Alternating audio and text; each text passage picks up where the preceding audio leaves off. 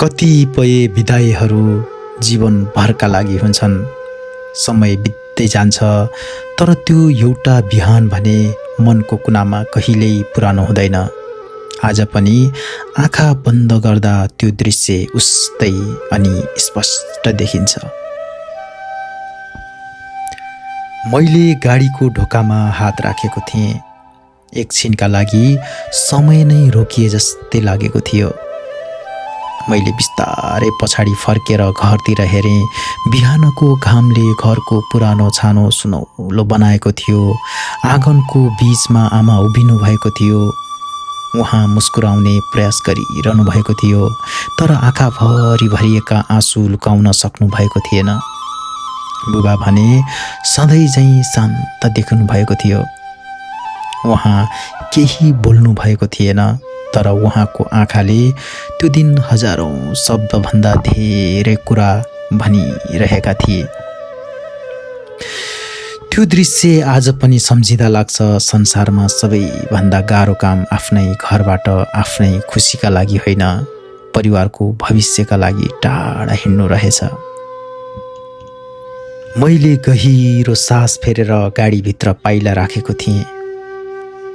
ढोका बन्द भएको आवाज अझै कानमा गुन्जिरहे जस्तो लाग्छ।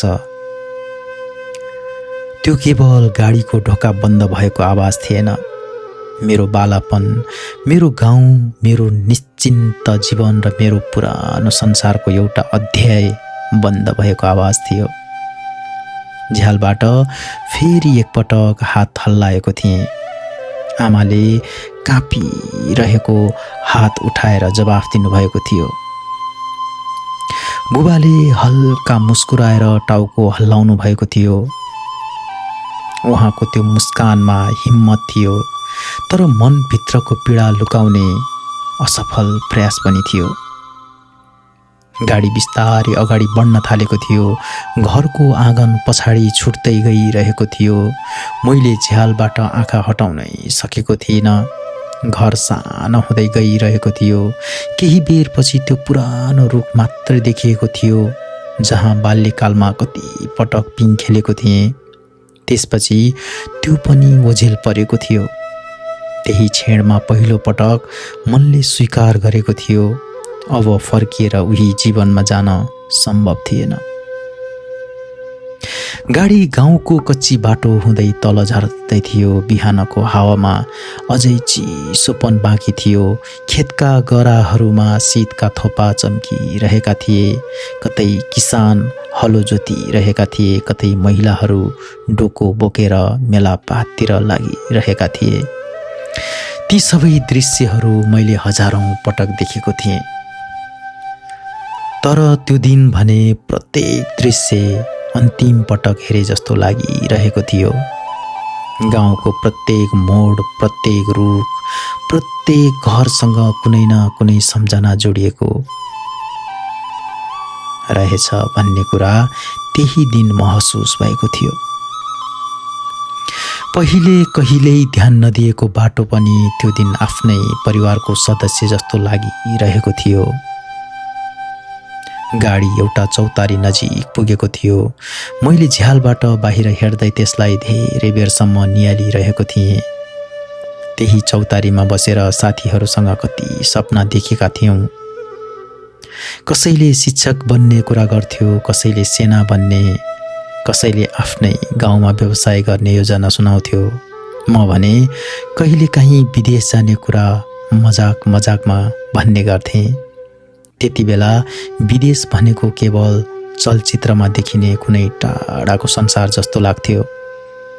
कसलाई थाहा थियो त्यही मजाक एक दिन आफ्नै जीवनको वास्तविकता बन्नेछ भनेर।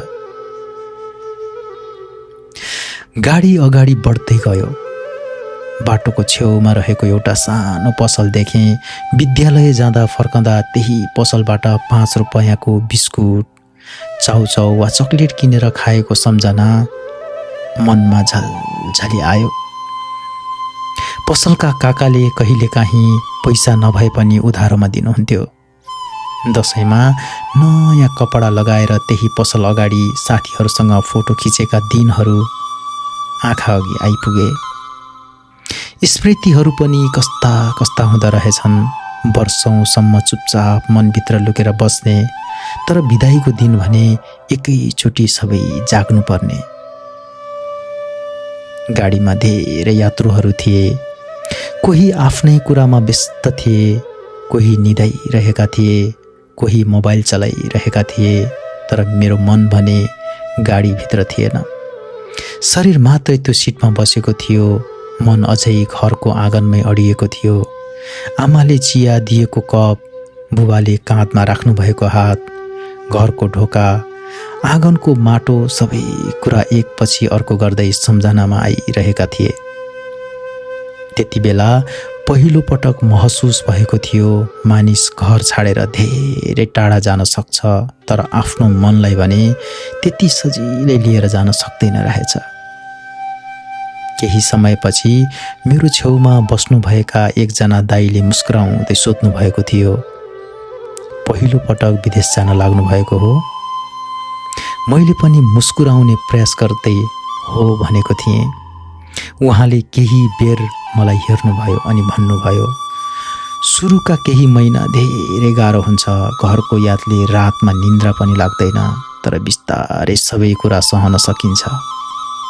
उहाँको ती शब्दहरू मैले ध्यान दिएर सुनेको थिएँ, तर मनले भने त्यति बेला एउटै प्रश्न गरिरहेको थियो, के साँच्चै मानिसलाई आफ्नै घरको यादसँग पनि बानी पर्छ?